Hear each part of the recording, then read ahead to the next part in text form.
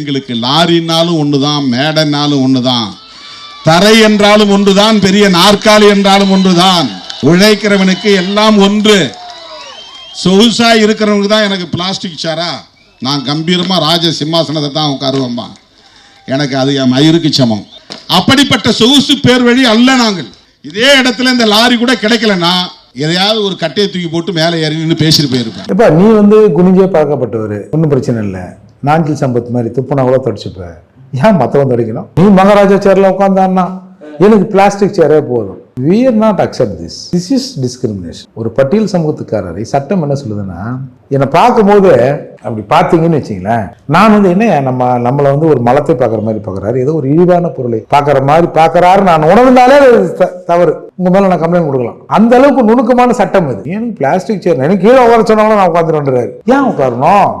இதுதான் சட்டம் சொல்லுதா? இது அம்பேத்கர் சொல்லுதா? இதான் இந்திய அரசியல் சட்டம் சொல்லுதா?